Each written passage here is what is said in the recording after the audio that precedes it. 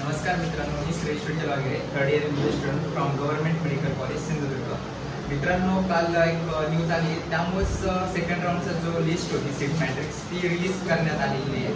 म्हणजे आपले जे अगोदर चालू होतं 11 नवीन मेडिकल कॉलेजेसचं, त्यापैकी साधारणतः अगोदर 3 मेडिकल कॉलेजेसला परमिशन दिली, फर्स्ट राऊंडमध्ये 2 आणि सेकंड राऊंडमध्ये एका कॉलेजला. पण कालच रात्री 8 कॉलेजेसला परमिशन मिळाली अशी एक माझ्यावर न्यूज आलेली आहे. आता त्यामुळं सांगता येत नाही की सेकंड राऊंड डिले झाला आहे किंवा असं पण असू शकतं की थर्ड राऊंडला ते कॉलेज ॲड होतील.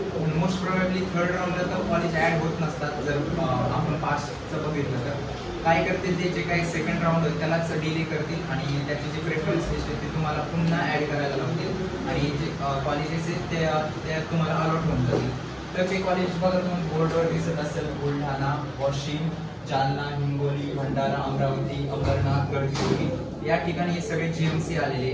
तर यामुळे कट ऑफ मित्रांनो खूप खाली आहे. बघा, ओपन कॅटेगरीचा तरी साधारणतः मी तुम्हाला मागे सांगितलं होतं, एक कॉलेज म्हणजे ओपन कॅटेगरीसाठी 1 मार्काचा जरी कट ऑफ 1 ते 2 मार्काचा कट ऑफचा जरी विचार केला तरी 15 ते 20 मार्कांनी कट ऑफ खाली येऊ शकतो. AWS तर खूपच खाली जाईल. म्हणजे 595च्या विद्यार्थ्यांना देखील MBBS कॉलेज मिळण्याचे चान्सेस असू शकतात. त्यानंतर इतर कॅटेगरीचा त्याप्रमाणे व्हॅरी होईल. OBC आणि EWSचा पण बघायचं झालं तर आपला 620 पर्यंत कट ऑफ जाऊ शकतो. इतर कॅटेगरीचे मी डिटेल अनालिसिस करून तुम्हाला सांगालच, पण अजून ही न्यूज कितपत खरी आहे आपल्याला माहित नाही. पण तरी एक होप असू द्या की कॉलेजेस येतील. बघू आता काय होतं. CET सेलवर अजून न्यूज तर मिळाली आहे. आणि माझे जर व्हिडिओ आवडत असेल तर व्हिडिओला लाईक करा, चॅनलला सबस्क्राईब करा आणि हा व्हिडिओ जास्तीत जास्त मित्रांना शेअर करा. धन्यवाद.